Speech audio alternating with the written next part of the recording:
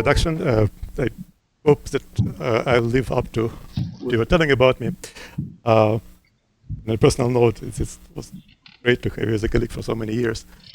So I will be talking in Aspen. It's a wonderful setting, and I just love to breathe the atmosphere of a Center for Physics.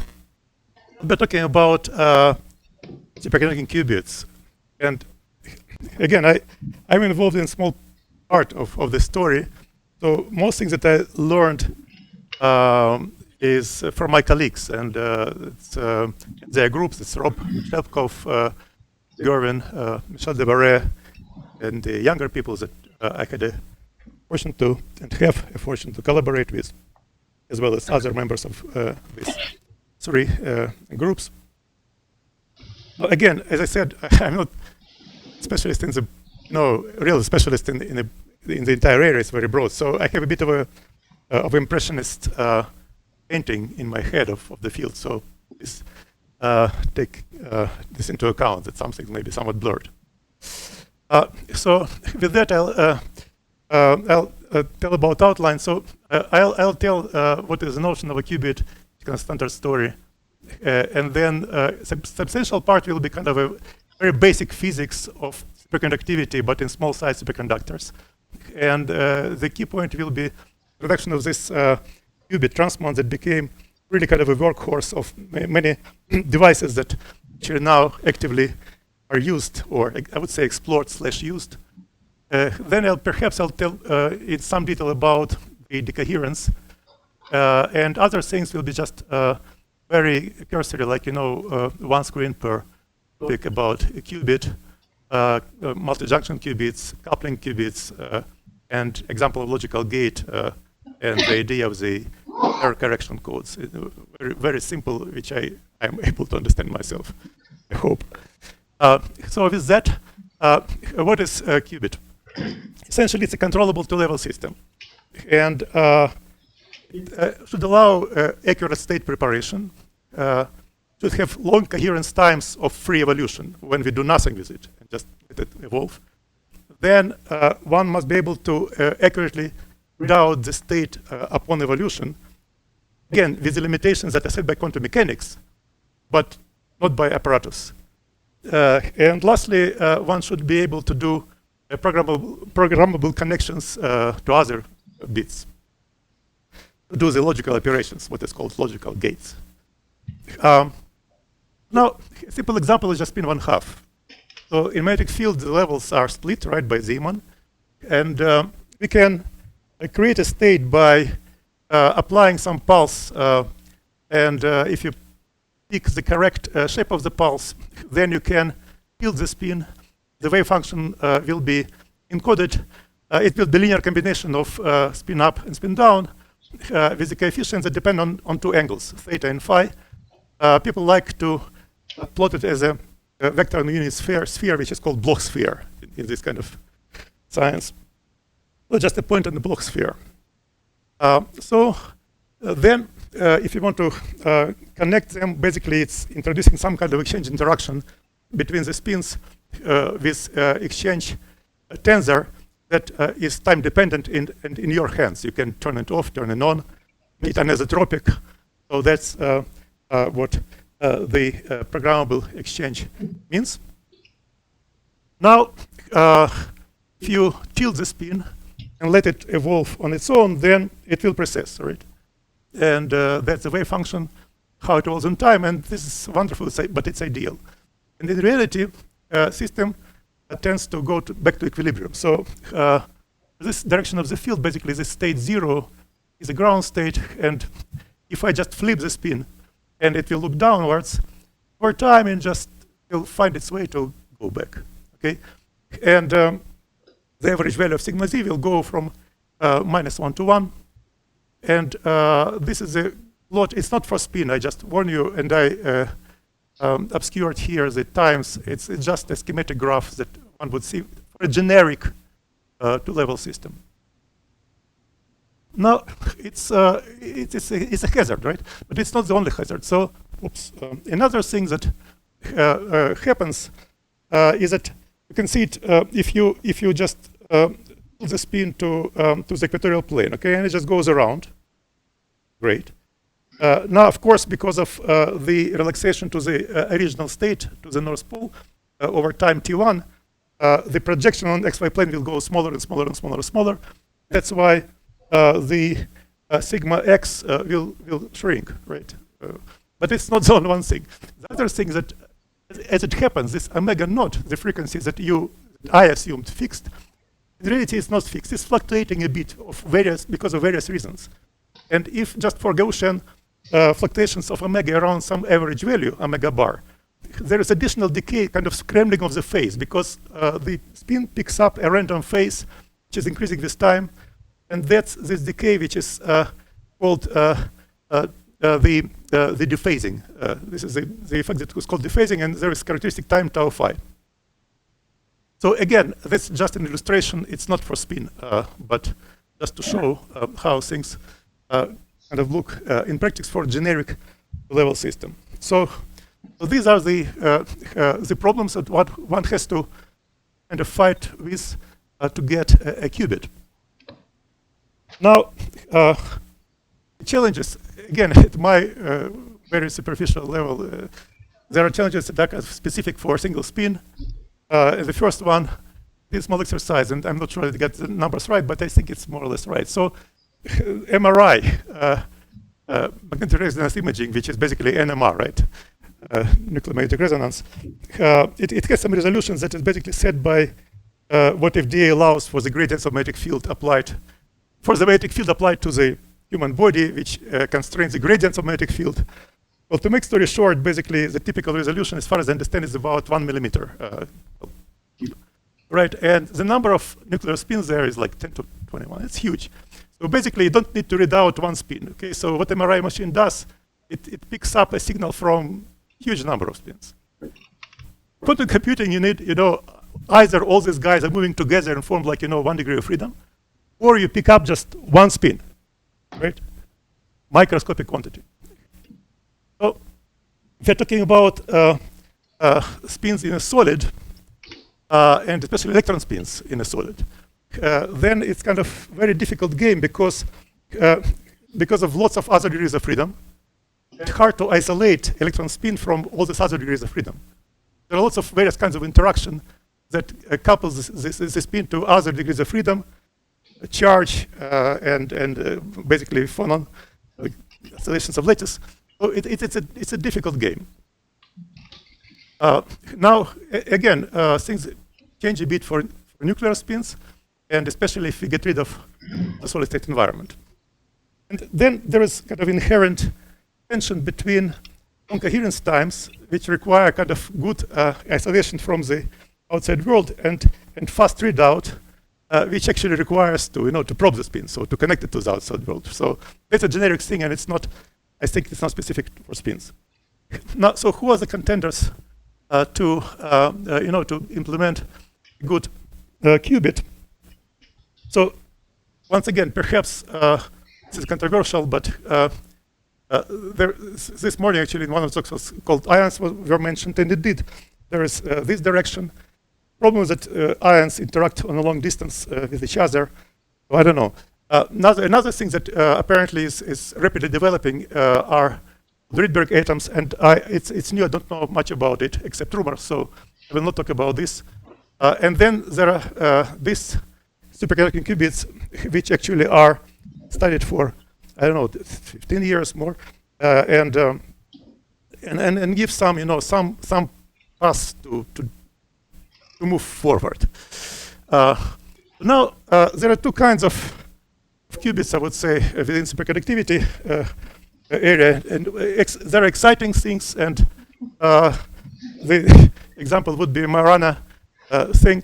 So once again, I mean, okay, it's a picture, and you can jokes about it. I mean, I'm pretty serious that I just raise my hat to Microsoft, who spends lots of resources on, or at least on our scientific level, resources to perfect this thing, which is based on very deep concepts of topology and physics used together. But for implementation, it requires basically conceptually new kind of materials, and it's extremely hard. and hopefully it will eventually play out. But I would say that, people like to use the word moonshot. Again, I'm not the native speaker. I would say it's kind of an Andromeda nebula shot. It's pretty far, and it's a noble thing. Now, another kind of more down to earth, which I would call working, you just can pick from web site, the commercial pictures of the devices. It's Google and IBM. It's typically 100 qubits, more or less. And these devices do work. In which sense they work? They do allow us to solve maybe impractical and kind of made up problems, but pretty complicated computational problems. So in this respect, these things do work. They're reproducible, and there are not more than just two big companies that do it and do it successfully, in the sense that by recipes they do something and it does what it's supposed to do. So these qubits, these machines are based on qubits. They're made of small pieces of a conventional superconductor. Typically it's aluminum. And that brings me to question, is what is superconductivity in a finite size, okay, especially small size. Now, the common law is superconductivity breaks U1 symmetry. And the order parameter of the superconductor is a complex scalar with a well-defined phase. Now, that's great, but this U1 symmetry breaking means that the charge is not conserved.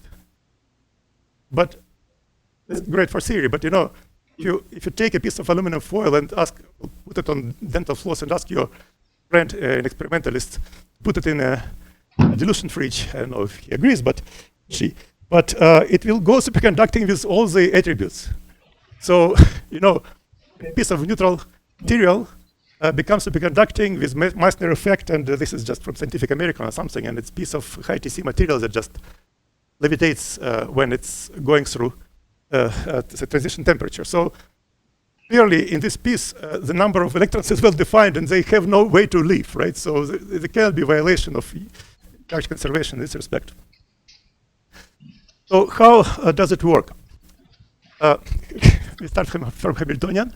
Okay, and of course, and it's non-relativistic physics, so Hamiltonians are good. You don't need to go to Grandjeans and actions, just Hamiltonian is good enough.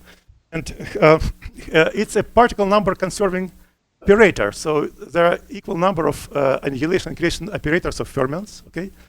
And the instability is achieved when this term corresponds to, say, short range attraction. Attraction is important. Short range is very useful for theory. So this minus sign stands for attraction, we know this positive. So then the usual way to proceed is to say that, okay, let's do what is called Bardeen-Cooper-Schrieffer BCS, mean field decoupling. So we replace pair of operators by the average, okay, forming the order parameter, complex number with well-defined phase. And then we replace these four fermion interactions that is hard to treat by a bilinear combination, okay, which is easier to treat. Okay, so here we just went from the true Hamiltonian to the mean field Hamiltonian with prescribed by us value of delta, which we'll find then self-consistently, but for now it's just prescribed. Now, this thing, it definitely breaks charge conservation because we have just two creation operators or two annihilation operators. It preserves parity, but not the number. Parity of number parity, but not the number. And then let's just do a short detour. So to make it short, I'll just replace this p squared over 2m minus ef by xi. Okay, and this Hamiltonian is bilinear, so you can diagonalize it and find everything about it. And in particular, you can find the ground state wave function. Now, it's not exactly that, it's a textbook thing, but not exactly in all textbooks. So instead of doing the usual Bogoliubov rotation, which at least condensed matter people, I think, all know and love, I can write here the full anybody ground state wave function. So 0 here is just vacuum for number of particles. No particles there, and then we fill up particles in some special way with this product of operators acting on separate orbitals. Now, the excitations are some linear combination of psi and psi dagger applied to the ground state. And excitations form continuum. it's important that continuum is separated from the ground state by a finite gap. We're talking about conventional superconductors, S wave, no zeros, no nodes in the separating or in the gap. So it's a finite gap, ground state, then gap, and then continuum. Let's look more on the ground state. So this is U is just a C number. This creates a pair. So each orbital is filled by a combination of a vacuum state and two particle state. So the particle concentration is literally broken at every orbital state. Well, in all truth, this U and V are behaving as shown on this graph. So, for example, if delta is 0, which is normal metal, then V is 1 up to Fermi level and then 0. U does other way. So there is no overlay between the U and V. So this function will conserve the number of particles, and the particle number will be exactly equal to what is the normal state.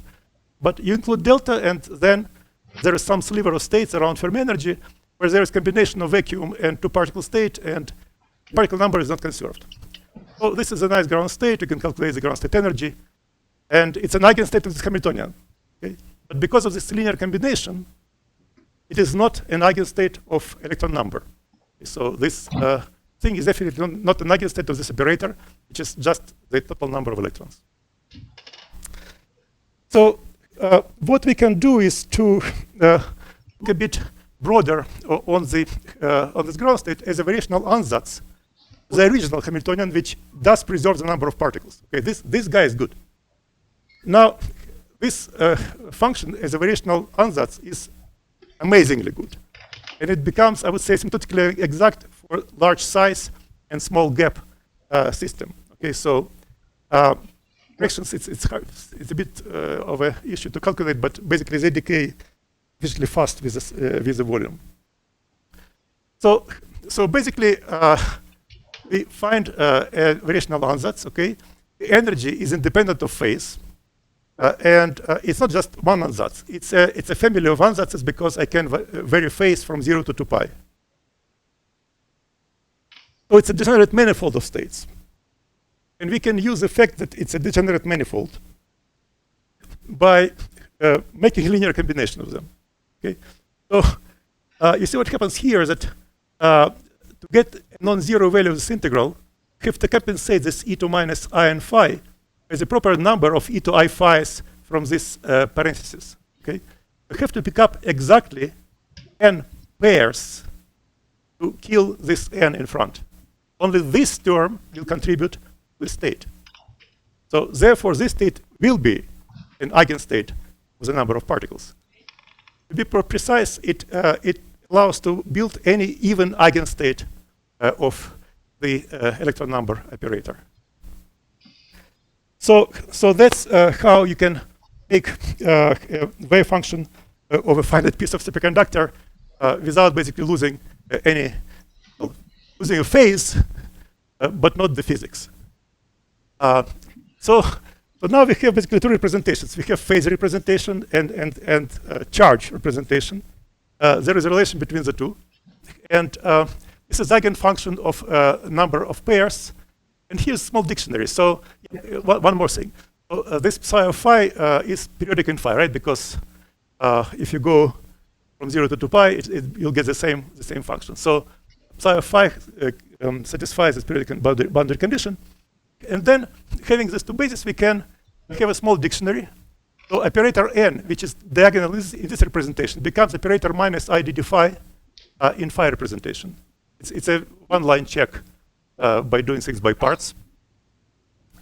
Now, there is another important operator that raises the number of pairs. So it takes state n and creates state n plus 1, okay, for any n. And this, again, it's a one-line, basically one-liner with some integration by parts. You can show that this operator, the raising operator, which is off diagonal in any representation, is operator of multiplication by e to minus I phi. And in general, if I look at n and phi as operators, then in the ground state manifold, okay, so I'm talking about states that basically are degenerate within the ground state manifold, right? So there is this commutation relation that basically it's a angular moment commutation relation for a rotor. So these two representations will use them intermittently for a while, but actually the phase representation may be more convenient because it kind of allows to use machinery of BCS theory. Now, so far, we had just short-range attraction, okay, and no real Coulomb interaction. Electrons are charged, right? So the leading, because Coulomb is long range, the leading effect of Coulomb interaction for a finite size piece is what we learned in high school electrostatics. There is charging energy, okay? So if you take a metallic ball and put some extra charge in it, it will get some energy. Q squared over 2c, right? So that's your Q squared over 2c. And again, at this level, capacitance scales linearly with the size. And E is the number operator for electrons. And they can project again on the low energy, on ground state manifold. Then this n hat becomes 2n as number of pairs, and that becomes minus IDD5. Right? So that's what sits here. Now, just for reference, the energies that I'm talking about, there is a big difference. So delta in aluminum is about 0.36 MeV, is small m. And so my experimental colleagues, that, you know, it's like you catch a spy. If you use MeV, he is not native for, or she, not native to the gang, gigahertz. So h bar omega equals E, and this is in gigahertz. What is this in millivolts? So EC charging energy is way smaller. It's everything is well below the gap. Now, another element that we need is the coupling of two small superconductors, boson junction. So again, if it's a weak junction, then it allows basically passing electrons in pairs one by one. A pair goes and then another pair goes. Getting two pairs tunnel to tunnel in a single quantum act is hard if the barrier is high. Now I'm talking about tunneling of pairs rather than single electrons because of the gap. And I'm interested in low energies, where we transfer electrons from condensate in one side, condensate into another side. Okay.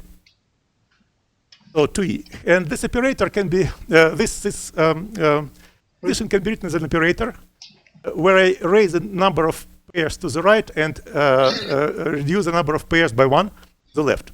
Again, this T dagger is n plus 1, n, right? So that, again, in this low energy space, it's just e to minus I phi, and that's your Josephson interaction. So basically, the Hamiltonian that makes it possible to tunnel back and forth the condensate pairs between the two sides is a J cosine right minus phi left. And that's the resulting Hamiltonian. So the Hamiltonian consists of two parts. This EJ over cos phi, that's, you know, this is the most standard textbook about superconductivity and Josephson effect. And this part, if you wish, it's even more basic. It's school level electrostatics. N is just charge, and n hat is a number of Cooper pairs transferred from one side to another through the junction. Now I sneaked in another quantity here, this displacement charge.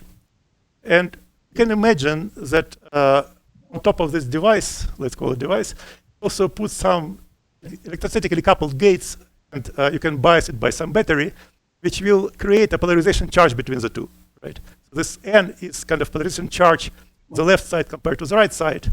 And that, of course, will shift N hat by something, right? So it's like changing continuously the ion background by some external means.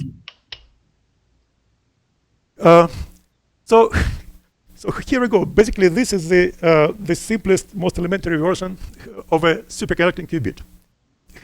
You can introduce effective, typical energy, JEC, square root of JEC, that you basically can get by expanding cosine phi to the lowest order, to phi squared, and treat it as an oscillator, and then the oscillator frequency will be this square root. Required these excitations are well below gap. So we are still good talking about the ground state manifold. Yes, please. Maybe it's a stupid question, but like in superconducting, right, there is no noise of 2e, right? It's the supercurrent is noiseless. Yes. Can I think really on this, like what you describe of tunneling of 2e? Is it really tunneling or?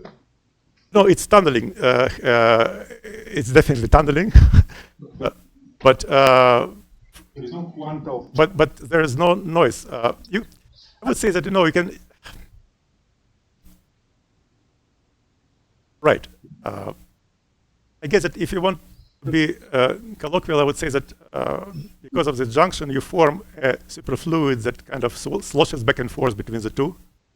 Okay, and there is no any backscattering. So when you're saying that charge is discrete, you can know this only if there is backscattering. So for ideal in your field, if you take just point contact with ideal conductance, it's also noiseless. Right? You need to have some backscattering. My point would be that here, you simply don't have backscattering. You cannot scatter into some other state. It's just condensate to condensate. Okay, so it's a hybridization of two condensates. Each of them, say, it's just one state, and they hybridize in something. Okay, so does it make sense? Yeah, please interrupt because it's much better if there is some discussion. Right. So here is periodic boundary conditions. So we can gauge out and out of here, right? So just doing some transformation. And then there'll be no charge here, but it will stick in the boundary conditions. So basically, if you wish, it's a rotor where I can twist boundary conditions by the external charge. Now, obviously, it has discrete spectrum, right? Because it's on a circle. And you may say, that the larger ECEs, the more non-equidistant spectrum is. So let's pick the two lowest levels, and that's our qubit, right? And if it's non-equidistant, then the next level is much higher, and we don't care about, so it's two levels. Well, the advantage of superconducting qubit, at least at the superficial level, is that a single degree of freedom here is carried by condensate of many electrons. So for typical size, it would be at least 10 to 9 electrons, actually more. Okay, and there is a gap that separates this degree of freedom, at least from the electronic degrees of freedom inside the device itself, inside the superconductor itself, because states above the gap, the particles are 0.33, 0.17, 0.18 MeV up. Now, that would be good, but this n is not as innocent as it may sound. So all the levels depend on it, right? So basically, you change the boundary conditions, and the levels move. The thing is that this n is any charge foreign to the condensate. So of course, there is gate that I just put by hand there. Actually, you can do it. But then there is a background variational charge that varies in time. On a slow scale, it's not controllable. It's not clear where it comes from. It's some substrate from whatever. And then there are quasi-particles that tunneling of this one actually does produce noise. So quasi-particles tunnel from continuum to continuum. They can backscatter. They can do everything. The main thing is that when they tunnel through the junction, they change the charges by plus minus e. Okay, so this guy changes a number of pairs, say, by 1/2, discrete jumps, and therefore this frequency that I wanted to stay stable fluctuates. That's bad. So this is actually what was bad in the beginning of this journey. These devices, I think, usually were called like Cooper pair boxes, something like that. So how to fight this noise? How to fight this dephasing? Before doing that, I'll just give an illustration of the charge dispersion. So that's a separate experiment outside the story. But basically, if you do measurements fast enough so that this delta n doesn't have time to change, then you can see how this difference changes with the gate voltage. It's n bar. And because of the symmetries of the epsilons, which are periodic in n and also even in n, there are two special points in the gate voltage where there is no difference between basically where this jumps plus minus e over 2 plus minus e, sorry, will not do anything. So in these 2 points, there are jumps, but they don't do anything. If you're away, then jumps will change the frequency. So that's a clear manifestation of this term. Again, it's very hard to control. So how to fight it? If you look at this Hamiltonian, condensed matter people, it's just basically one-dimensional particle moving in one-dimensional potential, periodic potential, with some quasi-momentum, right? So this n plays a role of quasi-momentum. So what one can do is just try to reduce the sensitivity to boundary conditions to make the band narrow. So basically, a particle tunnels through the cosine potential, okay, and that forms what I would call bandwidth in parentheses, because n is not a quasi-momentum; it's just external parameter. But you spend this this sliver of energies, this range of energies, by changing n from 0 to 1. This bandwidth is different for different levels. So the distance between the 2 levels is roughly this frequency that I introduced already. It's kind of a harmonic oscillator frequency. Now the width of the bands is exponential in EJ over EC because it's probability of tunneling, right? So the higher the barriers, the harder it is to tunnel. Therefore, the narrower this strip. Okay. So you can get exponential suppression of frequency fluctuations by making this ratio EJ over EC large. How large? So if you take this EJ over EC over 200, it's large enough to make this effect not more severe than other effects. So basically, this would be sufficient. A remarkable thing that if you do that, then basically your Hamiltonian becomes a Hamiltonian of slightly harmonic oscillator. So I expanded cosine phi to first series terms. Constant I just threw away. I squared in phi to the fourth. So this phi to the fourth is kind of small fraction, and it's amazing that at this level, the harmonicity coming from this term is sufficient to distinguish between the transitions between 0 and 1 and 1 and 2. So it still allows to address exactly 0 and 1 transition.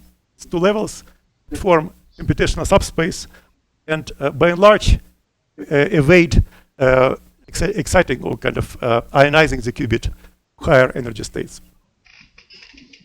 So that's revelation in theory, and an experiment basically was done in the paper of 2007, and that was kind of, I would say, ushered the way of quick developments of this technology, because these things are robust, they're reproducible, and very simple by nature.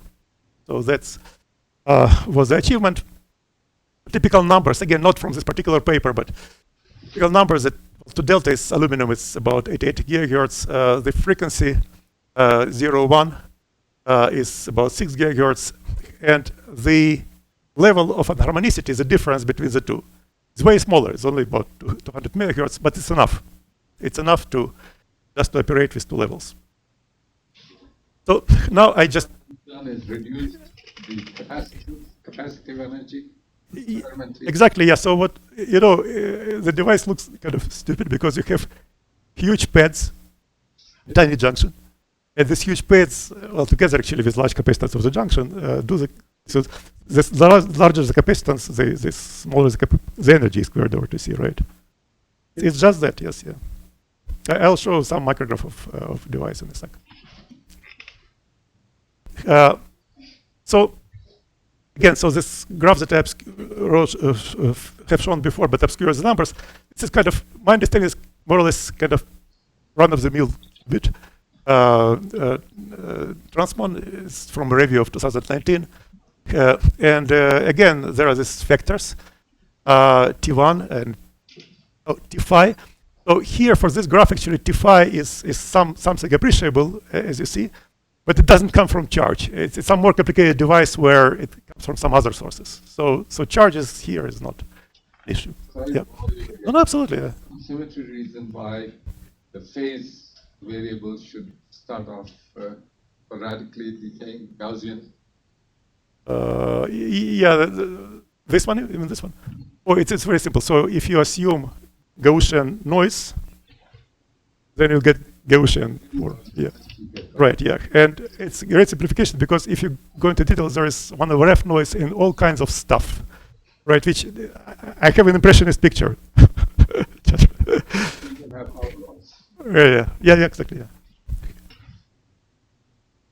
So, so now what about the energy relaxation, about T1 time? Again, this is a graph that I've shown obscuring the numbers. Again, run of the mill and give or take 100 microseconds. So there are lots of channels of losing energy for a qubit. And as Chandra noticed, so basically, qubit is the small junction and some pads. And it's a qubit, but it's also an antenna. So when qubit operates, it broadcasts. It just loses photons to the environment. And these parasitic radiation losses are in this simplistic view is the worst thing. So one has to get rid of it. And on a simple level, the way to get rid of it is put the device in a cavity, detuned from the resonant frequency. So then a photon, in order to get to the cables, to outside world, to the continuum spectrum, it has to tunnel, go so virtually to the cavity mode, right? So it's a tunneling process called Purcell effect. And that isolates a qubit quite well from the outside world. Again, this is kind of extreme, but it works. Then there are other sources, and there are lots of them. I will dwell a little bit only on one of them, quasi-particles, for two reasons. One is that I think that this one is reasonably well understood. Second reason is that I worked on it, so I cannot resist temptation to tell a few words about it. Well, there are more reasons. It's cute, but I have to admit that now it's not the. I guess that now it's not the limiting factor. That's kind of impedes the progress. What about this quasi-particle stuff? So as I said, the continuum spectrum is separated from the ground state by a gap. So the density of quasi-particles is supposed to be small, exponentially small at low temperatures. Now you can work out a theory and find that the relaxation time, energy relaxation time of a qubit, is proportional to the density of quasi-particles. I measure quasi-particles in dimensionless units, dividing their density, physical density, by the number of states in energy sliver with 2 delta around the Fermi level. Okay, so that's, we'll call it number of Cooper pairs, right? So typically at low temperatures, this XQP is 10 to minus 52. It's tiny. In any reasonable volume, you will not see any quasi-particles. So, but then you can measure this quantity and see what is XQP in reality. I mean, why is it related? Basically, when quasi-particle tunnels, it may tunnel inelastically, just depositing energy or picking up energy from a qubit. Okay, in this particular case, it picks up energy from the qubit because it went from state 1 to state 0. So it went out more energetic than it came in, the expense of the relaxing qubit to the ground state. Okay, so now what it turns out that if you just look at the data at temperature, say above 100 millikelvin, it's indeed activational and it fits reasonably well the theory with thermal quasi-particles. But then there is saturation. And again, here is a somewhat cavalier statement that the saturation proves the presence of non-equilibrium quasi-particles at low temperatures. Now there are way more detailed experiments. I will not talk about them. They do show that there is some saturation at low temperatures at the level of 10 to minus 5, 10 to minus 8, to minus 9 actually. And it's tiny, but it's steady. And there are some improvements over time with better design and better shielding and everything. So it's not clear actually where this resident quasi-particles precisely come from. It's not universal, getting better. Now another thing that actually was mentioned also at Yale is that there are kind of quiet and turbulent times in the life of qubit. Sometimes it stays just in state 0, unexcited. Sometimes without any apparent external excitation, it goes to state 1, state 0, and does something crazy. So these are the parts. This comes sporadically. And it was a conjecture, actually, that basically the qubit does what we don't want it to do, namely to be a detector of cosmic rays. Because cosmic rays deposit about, say, 0.5 MeV is capital M. And if you just look how many quasiparticles it may create a lot. And then you just wait until you know they're going away, and that's what makes these noisy periods long. So again, it's a conjecture that it's cosmic rays. There are lots of experiments, actually. Well, not lots, but quite a few experiments that are trying to prove or disprove it, just for fun. So these people with this big device, 100 qubits, they can see these events because some qubits stopped working. Okay, and this is before the event. This is the beginning of the event, and then the error spreads, but gets weaker, and it spreads even more. It gets weaker. So this whole scale is about 10 milliseconds. Remember that coherence time, I said it's 0.1 milliseconds, so it's 100 times more.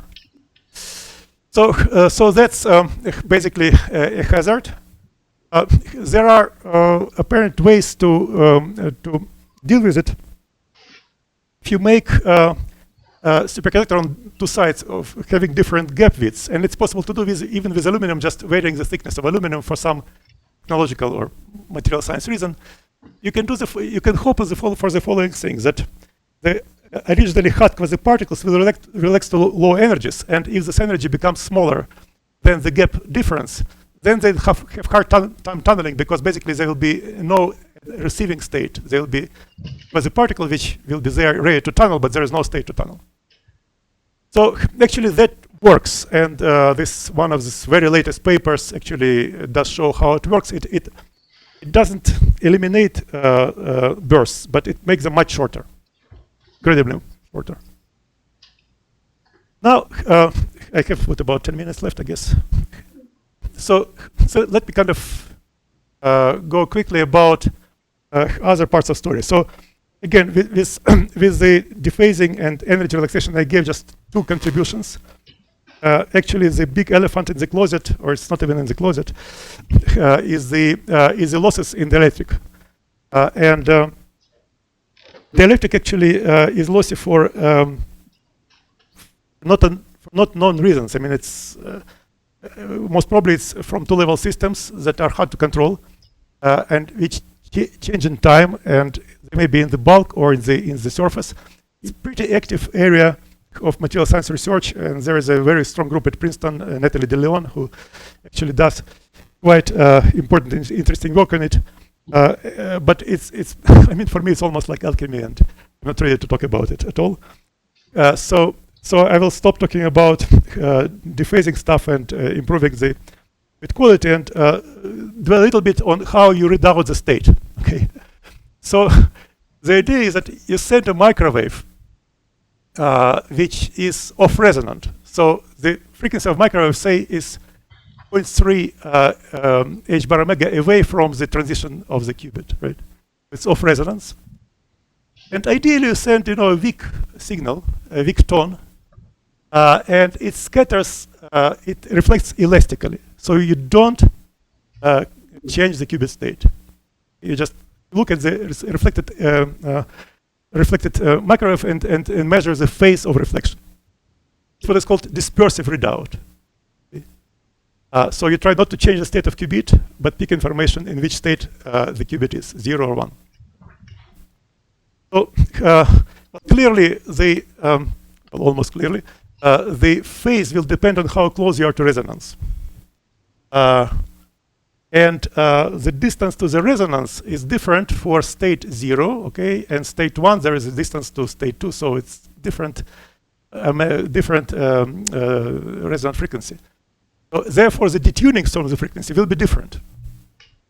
And that actually gives you a contrast, because the phases for state 0 and 1, phases will be different.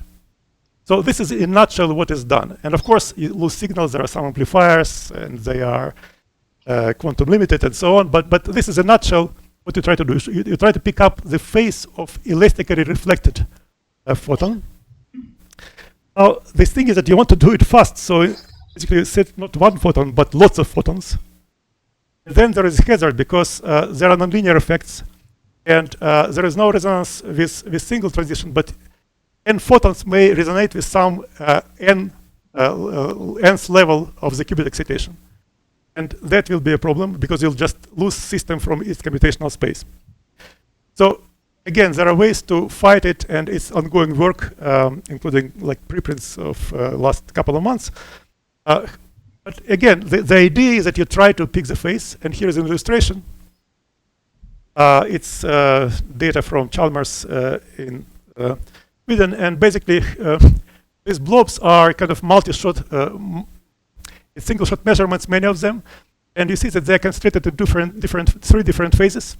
And this 0 and 1 are good, it's just computational space, but there is also leakage from computational space, and there's some occupation of state too. That's what you don't like, but it's happening. So this method is actually quite well developed, and again, the fight now is to make it more reliable and less intrusive, so it has lesser chance to perturb the qubit state. So there are lots of various kinds of devices that are based on the transmon idea. So I was late to the party. So these devices are with split transmon are good because they allow to change the frequency of the qubit, and that may be useful at the expense of having another element that threads the flux through some kind of a loop. Now this one, the fluxonium thing, it's actually a different principle because the fight with the charge fluctuations here happens not because you just make EJ over EC huge. The fight is by inductive shunting a small junction.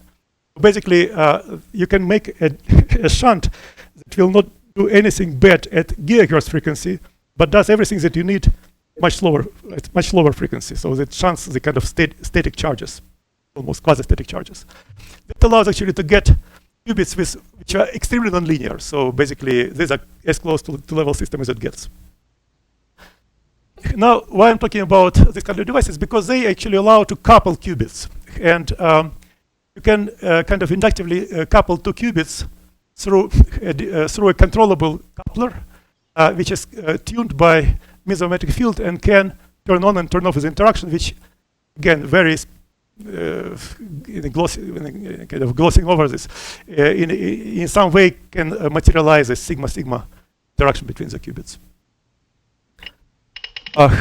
So that's about the readout and coupling. Yep. So sigma polymetric to the 1 and -1 correspond to the 2 lowest. Yes, yeah, absolutely. Yep. Thank you. I had to say it here. So this is sigma equals -1, and this is 1.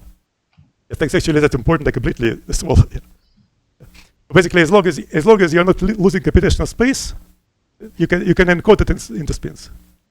And well, I asked it. So again, there is a sigma z, sigma x, which are physically very different for this circuit.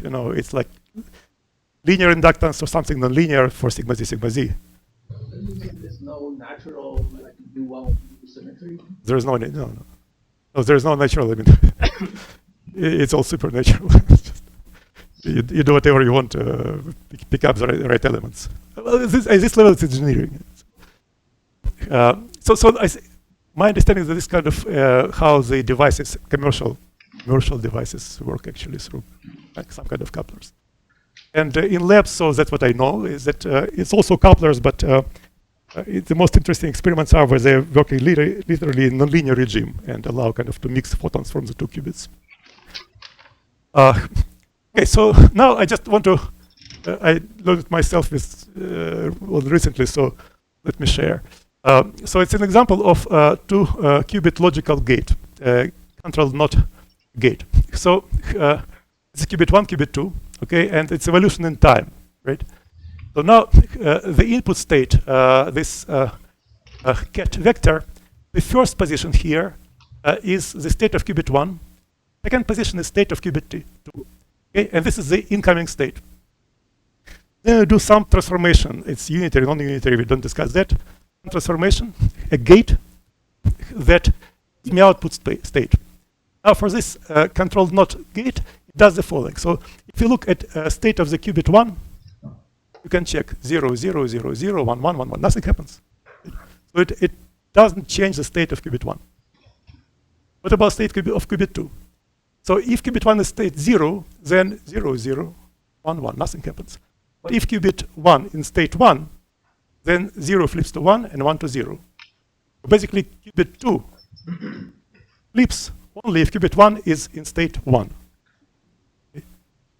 So I'll give an example why it's useful. And that will be perhaps the last thing that I'll talk. So there is so-called fidelity check, and it's good to have it for some kind of error correction routine. Now, I don't know what error correction is, but what I know is that if I, over the phone, I'm trying to say my name to a customer representative, not AI, but real, and your first letter G, G, G, G, like in George, right? So G is just like 1 bit. I attach 5 bits, George, 5 more letters, to make sure, or at least to have a lesser chance that G will be confused with something else. Okay? So basically, I produce huge redundancy in a hope to reduce the probability of an error. Okay, so now imagine that you have a qubit, and some agent encodes it in state 0 or 1. I don't know what is the state. The only thing I want is that this state is staying put some time t. And nothing is perfect, and there is flip probability of this qubit, and there is probability p, a small probability, 0.3, that it will flip. So at time t, I'll have a chance that if I measure it, I'll find a state, and I will never know whether it's initial state, and the probability that I made a mistake is 30%. So what one can do is to redundancy, right? So we have 2 qubits, and third one, which I'll call ancilla. And at the entrance, prepare states qubit 1 and qubit 2, both qubits, 0 or 1. You don't know which state, but the only thing that you know is that they're prepared in identical states, 0 or 1. Then you do this controlled NOT gate twice, with 1 qubit and then with another one. So it's quite easy to see that the state of the ancilla will flip only if one of the qubits will flip, right? So they're both in state 1, okay? And then when it passes through 1 qubit, this guy may flip, but then it will flip again because of this one, okay? Only if they have different values, then you'll get -1. So do I know for sure that I didn't lose information? No, I don't, because if they both flip over that time, tough luck. It's still, they're both in the same state. I will not find it. But I cut the probability of an error from p to p squared. So it's from 0.3 to 0.1, 0.01. 0.1, sorry. So that's basically the idea of the simplest error correction code. Now, it's a classical thing, because here I don't think of linear combinations of 0 or 1 with complex coefficients. It's just 0 or 1. And when you put complex numbers into the thing, it becomes way more complicated. And then next level complications that nobody is perfect, including the ancillas. So separations are also not ideal. Then even the question about whether it's in principle possible to get a correctable routine, taking into account both errors in the qubits and ancillas. It's a very interesting question that in some cases may be mapped onto some kind of very intricate statistical physics. But that's well beyond expertise and I guess beyond this talk. So I guess what I would like to finish with is, I would not say outlook, but challenges. And again, as I said, I have some kind of impressionist view of this field. So it challenges as I see them, not necessarily right peak of problems. So one thing I'm pretty sure about is that extending the qubit coherence time is important. So it's physics / material science / engineering, and it's a real thing. So the longer the qubit coherence time is, the better. Another thing that one has to improve the fidelity of the logical gates, which includes, this readout problem, improving readouts, improving the state preparation. So that's another important frontier. And then implementing robust quantum error correction protocols, which hopefully will enable people to create a correctable logical bit that can be corrected, no matter what. And there are different estimates on how many bits you need physical bits to create a logical bit that will be correctable. It's a separate story, and I think that it's a very interesting and intriguing direction that kind of spans both physics and computer science. Stop with that, thanks. Well,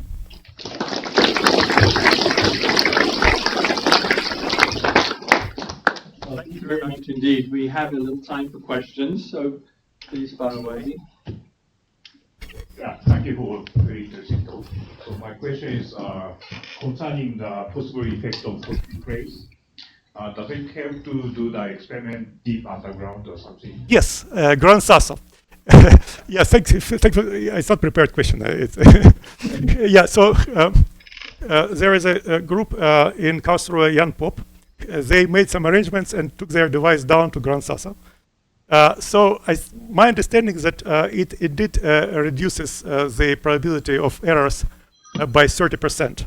Okay, and again, cosmic rays perhaps are there, but maybe there are also some other factors.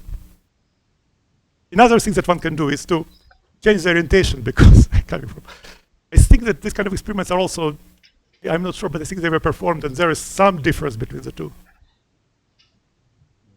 So, yeah, you mentioned that Google and IBM both use superconducting qubits. Yes. Is there any difference in architecture, or? I don't know. I think that first of all, for various reasons, they not necessarily call them transmons. They call them demons, xmons, and so on. But it's the same device. So now about architecture, I mean, there was a combination of secrecy plus my ignorance. So I think that they all use well, basically it's a 2D array, right?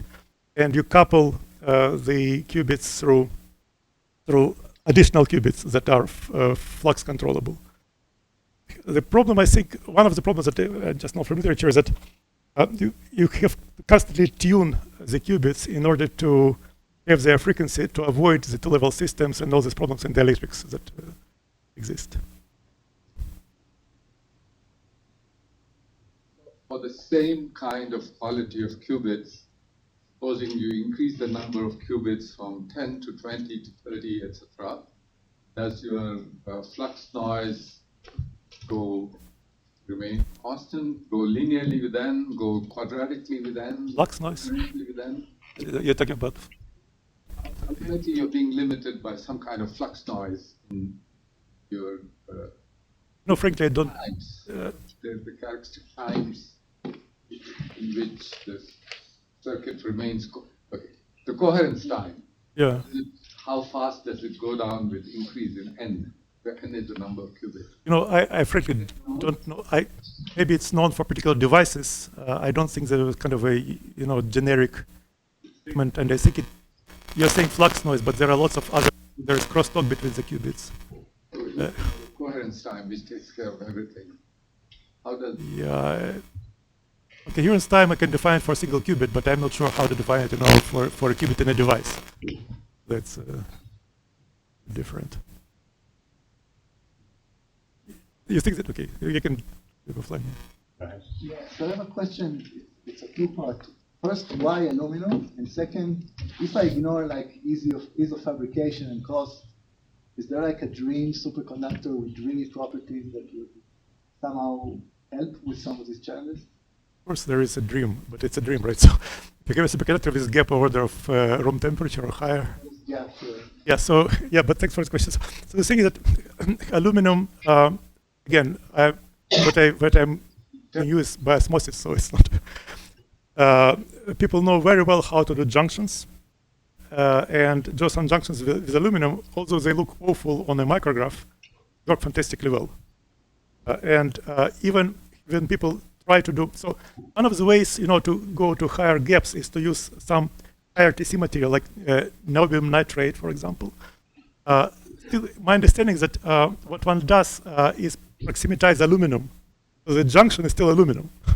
Okay. Because aluminum oxide makes bonds very well and is a good instrument. Yes, yeah, right. So that's, I guess that's a short explanation, yeah.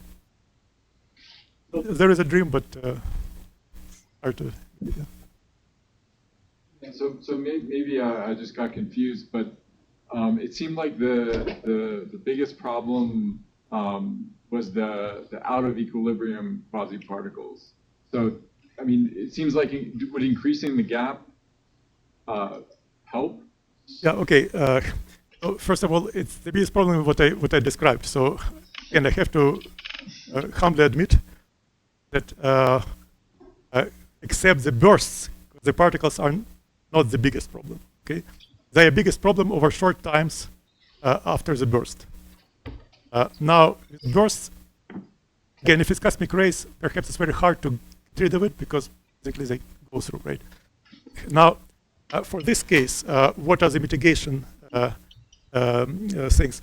So, actually, you are right to some extent that increasing gap by another millivolt will not do much. So in this case, basically, what you want to do, well, one of the approaches is to essentially to trap quasi-particles to not allow them to tunnel through the junction.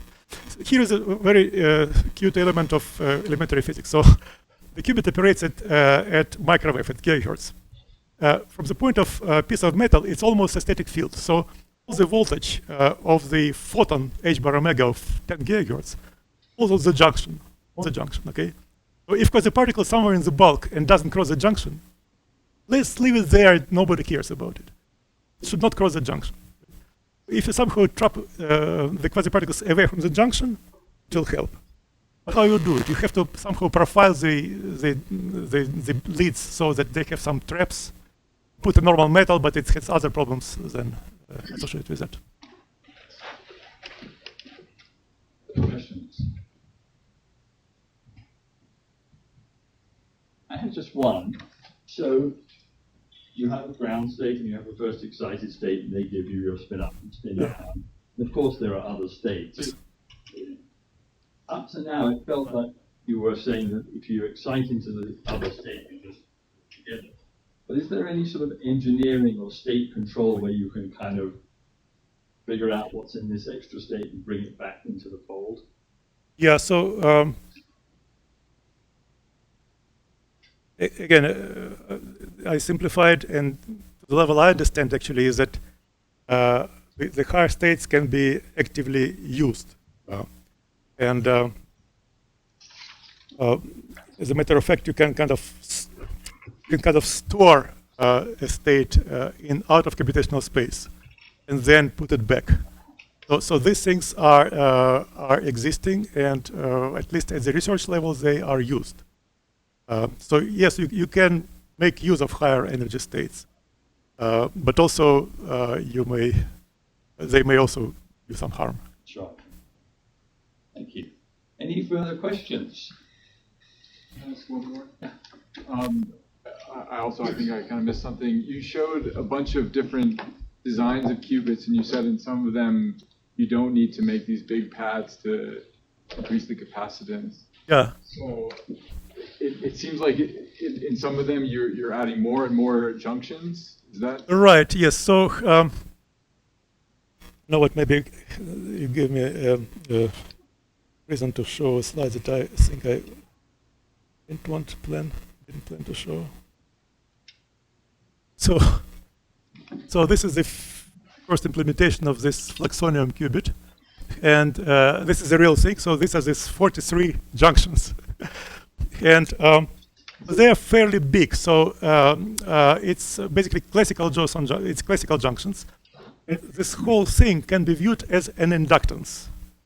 So inductance is different from a junction because there is no periodicity in phase anymore. Basically, you dial a phase, say 2 pi at the ends, you never have a phase slip in the junction. It's like just a classical, it's just an inductor. And with this inductor, you shunt a small junction. The small junction actually is this active element, is your qubit. But it's shunted by the inductor that for DC or for low frequency noise, it just shunts the charge because it's well allowing charge to propagate, say, at the frequency of 100 megahertz. But at gigahertz, it's like an insulator. So that's another way. Now, actually, that was done with junction, and I couldn't believe that it will work. And as a matter of fact, it started with Michel. We thought about doing something very cute in solid state, in condensed matter physics about Kosterlitz-Thalys transition 1+1, and it turns out that it had a chance to work. But the leftover was this engineering thing that actually was a new design. As you see, that EJ/RC for the active junction is small, so it would be extremely noisy in terms of charge. But because of the shunt, there's basically no charge noise. What people do now, they try to develop so-called inductively charged inductively shunted qubits, not with junctions, but with some material that has very large inductance just by nature. It's also strongly disordered, some semiconductors, so thin wires. There are no further questions. Let's thank our speaker one more time.